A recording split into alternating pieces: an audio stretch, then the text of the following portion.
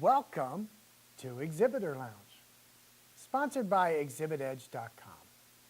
I'm your host and your trade show mixologist, Michael Gray.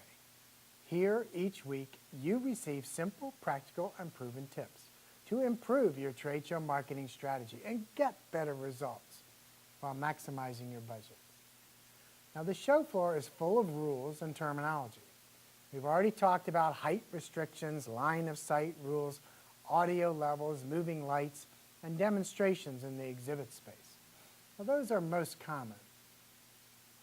Now, let's continue by throwing out a quick list of other terms, and then we can go back and explain them. All right, here goes. 1, no freight aisles. 2, cubic space exhibits.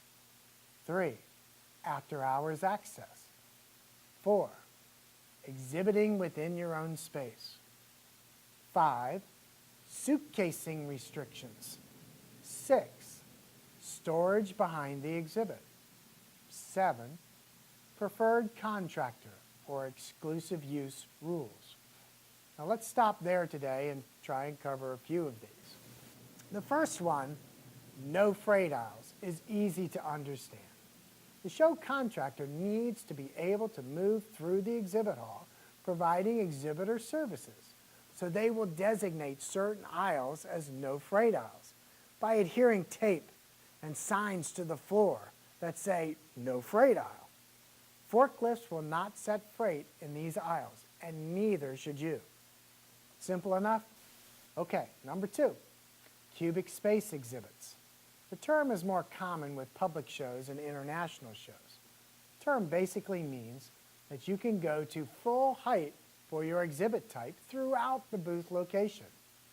So if you have a 10 by 10 booth space, you are allowed to go 8 foot tall anywhere within the space. There are 0 line of sight restriction. All right, next is number 3, after-hour access. There are 2 things to watch out for here. Now let's start with the basic rule first. The show will publish times for setup, dismantle, and of course the show hours. After-hours access would provide access on the show floor outside of these published times. During setup, there are 2 types of after-hours access. The show may require you to obtain a floor pass to stay on the floor. Now this pass would have a time limit posted when you have to leave.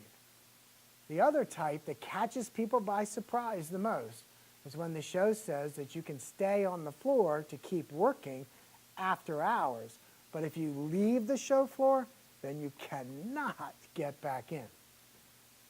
This is most troubling when clients and exhibitors try to arrive at the show too close to the end of the day and get caught in traffic or something, and unfortunately, they can't get in, even with an exhibitor badge. So why do shows have this rule? Well, of course, it is related mostly to security. This is most important on the last day of show setup. There are a lot of product and equipment on display. When the day is scheduled to end, 2 things happen. 1, the security staff is reduced and the entrance and exit points are reduced and locked so people can exit, but they cannot enter. So fellow exhibitors, bottom line for number 3, know the access rules before, during, and after the show. Your exhibitor badge does not give you access all the time. Now, I myself have needed to get onto a show floor during the show day early. I arrived 2 hours before the show to service maybe 3 or 4 clients, only to find out that I'm not allowed in until 1 hour before the show. And just a little side note, put stuff away in your exhibit each night, especially laptops and small pieces of display equipment. Security is not liable for any losses, and there are people who have unrestricted access to the show floor, like the cleaning people, building staff, and the general contractor. All right, we'll cover the other 4 terms and rules next week. As always, please respond with your questions or comments and let others know about ExhibitorLounge.com. Hey, we'll see you next week.